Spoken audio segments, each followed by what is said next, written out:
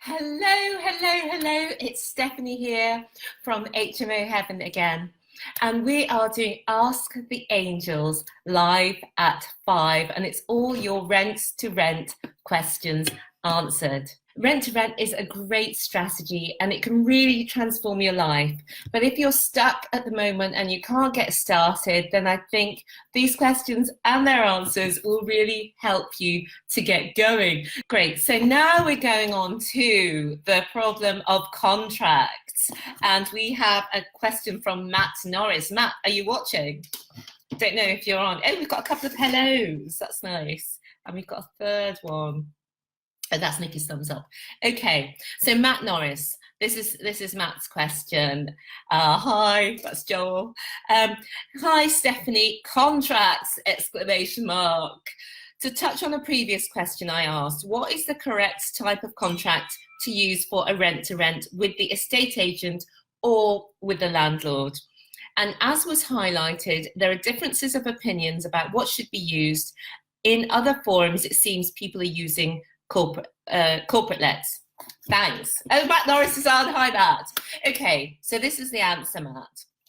Basically, in legal terms, to know the definitive answer, then it would have to be tested through the courts.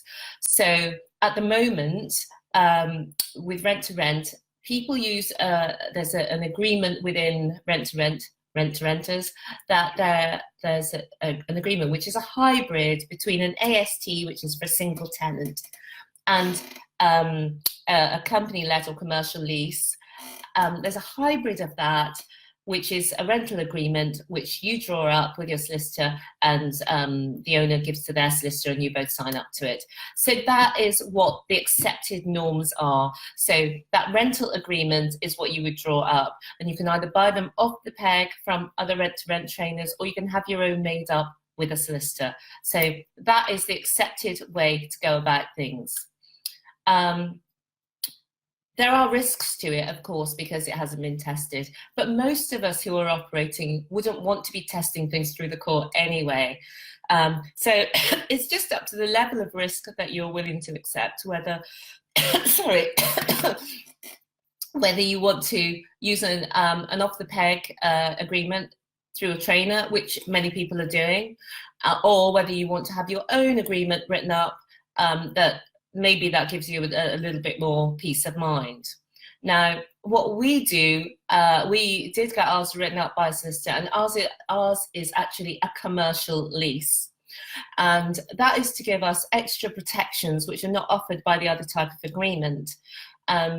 So, for example, with the commercial lease, the lease sticks with the property, so it's not just with the owner. So for example, if the owner died, the lease would pass on, and if the owner sold, the lease would also pass on. And it also gives us a few other protections which I had written down beforehand, which it allows us, we don't normally do this, to put a note of interest on the title deeds of the property. And our contract also helps with one of the things that I see coming up quite a lot in groups, which is where a landlord won't or can't do emergency work that's needed. For example, a boiler I saw today on a Facebook group. Someone's landlord wouldn't fix a boiler and is insisting that some minor fix that hasn't worked is enough and that they should pay for the works that are needed. So our contract allows for the fact that if after correspondence the landlord won't do the works, that we can do the works and claim the money back from the rent. Now, this is something we would never do because contracts are always the last resort. You want to manage your relationships with your landlords and your tenants just on the basis of, good relationships and communication rather than on contracts. But the contract is there as the last resort, and so everything that we want to protect ourselves again and the protections that we want to give to our landlords, it's all in that contract, and that contract was specially drawn up for us. So, and we would go through all of the issues that you need to bear in mind, whatever contract you've got, just so you can make sure that all of those are in. So if you're investing heavily into somebody's property, for example, not everyone does this and you don't have to do this. We have invested reasonably heavily into some of our contracts. So that's why we looked into getting these leases specially drawn up that are going to give us more protection, and that protects the landlords. They protect both sides, because we do insist that our landlords also take legal advice about the contracts before they sign it. So I hope that's answered your question, Matt. The accepted norm is the rental agreement, which is a hybrid of an AST and a commercial lease. We use a commercial lease, but that's because of the specific market we work in, where all of the properties that we work with are licensed HMOs, and that might not work for every circumstance. So the rental agreement is your best bet at the moment.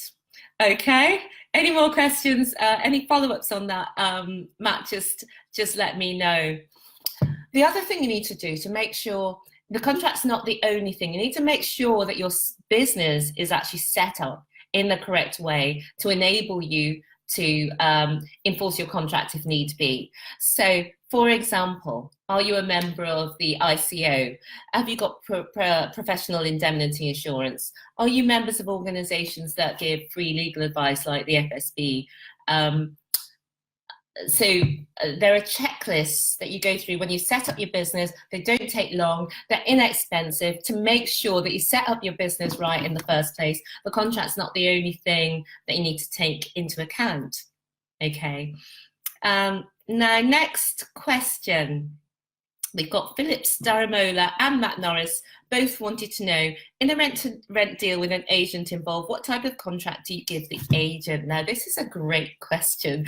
And the reason why you're probably asking this question is because you've heard so many people using all different types of contracts, including ASTs, corporate lets, as you said earlier, Matt, corporate lets and stuff that's contracts that are written up by the letting agent. Now, people have worked with those contracts and they haven't had problems, but if it came to court, those would be difficult, unenforceable, because an AST is for an individual tenant and it's not for a company. And a corporate let doesn't allow you to do what you need to do, i.e. to sublet. So people have just adapted those slightly and worked with that. That is okay if that's what they want to do. What I think what we would do is, if we were working with an agent, the agent wants to get paid their fee. That's the bottom line. So I think we would have our agent, we would have our contract with the landlord, and then we would have a contract with the agent that says that we're going to pay them a fee, whatever the agreement is, whether it's a percentage or a flat fee for the term of that agreement, and also for the term of any subsequent agreements with that landlord for that property. I think that's the way that gets around it, that gives you the security you need, especially if you're investing significantly. But the realpolitik is that if people want to work with agents, they can't always work that way.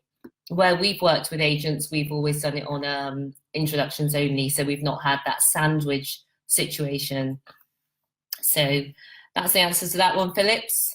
Any further follow-ups, let me know in the comments. So Mike Cohan said, would you add a get-out clause to the management agreement with the owner? Yes, we would.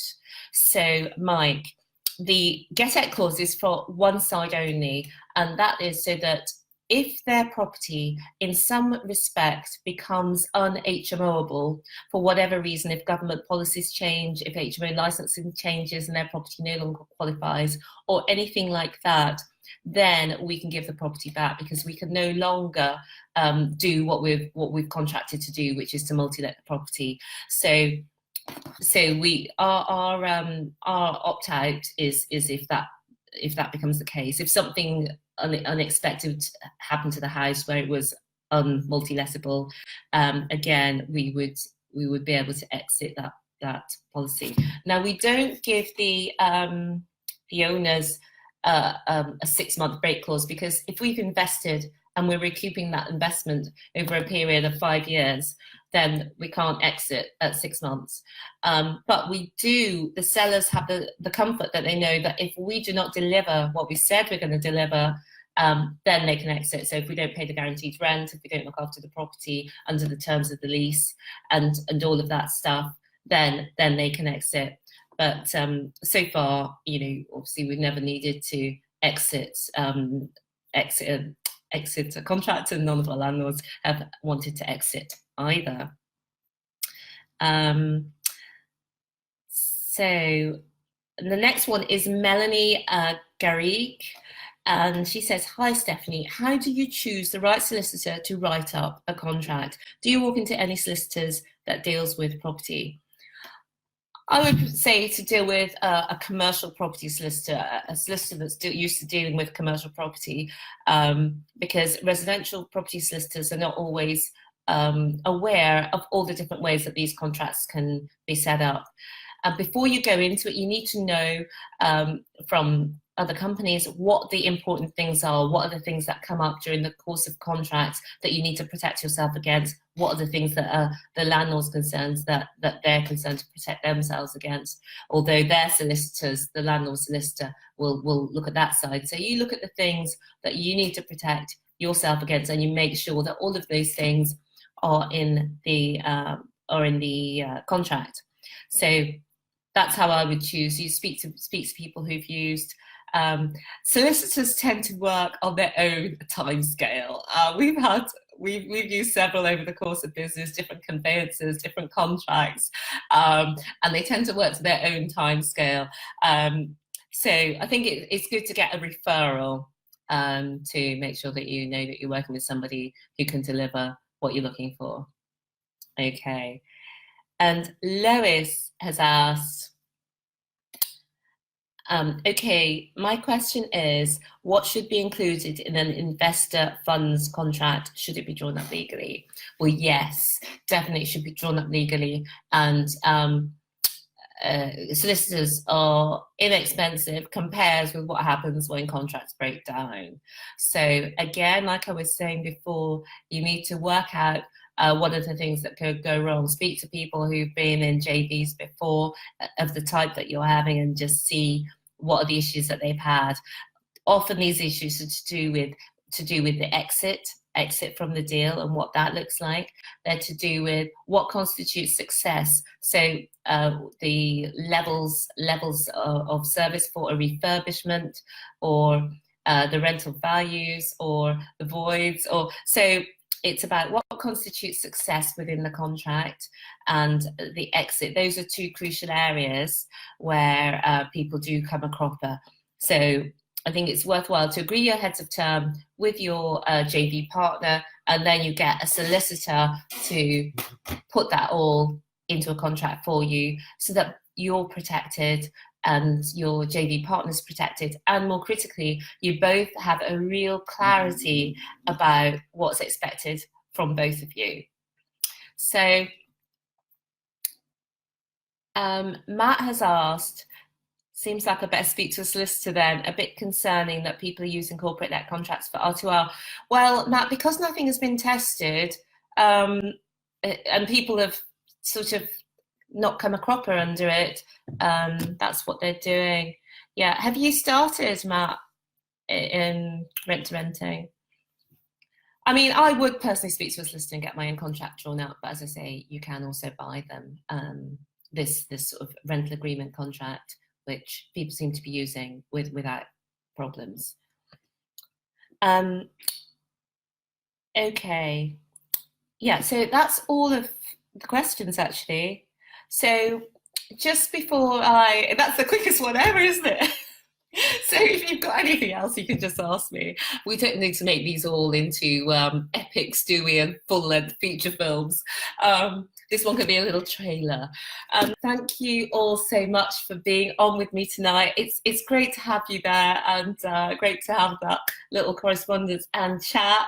I just want to say hi to Geraldine, who's joined, and Matt's just saying he's early days speaking to agents and sourcing the properties. That's great news, Matt. I look forward to hearing as you move forward and get your first deal. And hey, Clive Guy's been doing it for years. You could be teaching, you could be sitting this side of the camera, really, couldn't you? Right, okay, guys, I'm not going to lengthen this out. I look forward to seeing you next week. Bye for now.